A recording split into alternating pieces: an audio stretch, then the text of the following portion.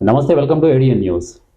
రాష్ట్రంలో ఒకే రోజు కులగణన, ఎస్సీ వర్గీకరణపై నివేదికలకు అసెంబ్లీలో కేబినెట్ ఆమోదముద్ర తెలపడం రాష్ట్ర చరిత్రలో చరిత్రాత్మక ఘట్టమని కాంగ్రెస్ మాజీ ఎమ్మెల్యే నర్సారెడ్డి పేర్కొన్నారు.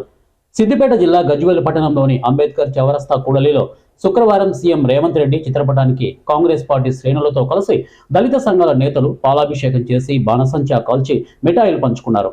ఈ సందర్భంగా మాజీ ఎమ్మెల్యే నర్సారెడ్డి మాట్లాడుతూ, మందకృష్ణ మాదిగ నేతృత్వంలో గత 30 ఏళ్ల నుండి సుదీర్ఘంగా ఎస్సీ వర్గీకరణ కోసం పోరాటాలు కొనసాగుతున్నాయని, రాహుల్ గాంధీ ఇచ్చిన మాట ప్రకారం ఎస్సీ వర్గీకరణకు కాంగ్రెస్ పార్టీ మద్దతు ఇచ్చి అసెంబ్లీ సాక్షిగా ఆమోదం తెలపడం జరిగిందని, కాంగ్రెస్ అంటే ఇచ్చిన మాట నిలబెట్టుకునే ప్రభుత్వమని నర్సారెడ్డి అన్నారు.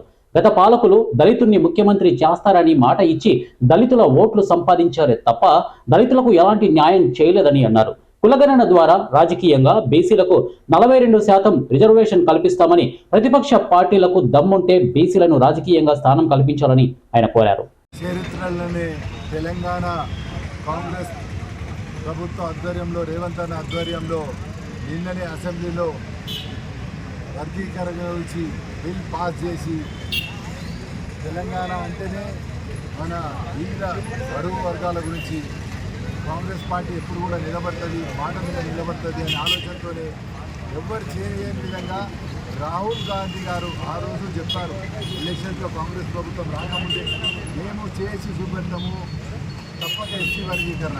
అందులో భాగంగానే 30 ఏళ్ళ పోరాటం మీరు చేస్తున్న ఎస్సీ వర్గీకరణకు మొన్న సుప్రీంకోర్టు తీర్పిచ్చింది. అది సబబే అనగానే 27 నిమిషాలకే మా రేవంత్ అన్న స్పందించి తప్పక దేశంలో అన్నిటికన్నా మొదలే మన తెలంగాణ ప్రభుత్వం ఆ పని చేస్తుందని ఇవాళ చేసి చూపెట్టాడు మన రేవంత్ అన్న. అంటే కాంగ్రెస్ ప్రభుత్వం అంటేనే చిత్తశుద్ధితో పనిచేస్తుంది. మా రాహుల్ గాంధీ గారు చెప్పారు, మన మోడీనా గెలిచినా ప్రజల గురించి సేవ చేయాలి, ప్రజల అవసరాలు తీర్చే విధంగా చేయాలి. ఎందుకంటే ఆ రిజర్వేషన్స్తో అందరూ కూడా బాగుపడతలేరు, వాళ్ళ దాంట్లో వాళ్ళకు చిన్న చిన్న చిక్కులు ఉన్నాయి. అవన్నీ చిక్కులు తీయాల్సిన బాధ్యత ప్రభుత్వంలో మనం ఉన్నాం కాబట్టి మనం చేయాలనే ఆలోచనతోనే ఆ రోజు రాహుల్ గాంధీ గారు చెప్పారు.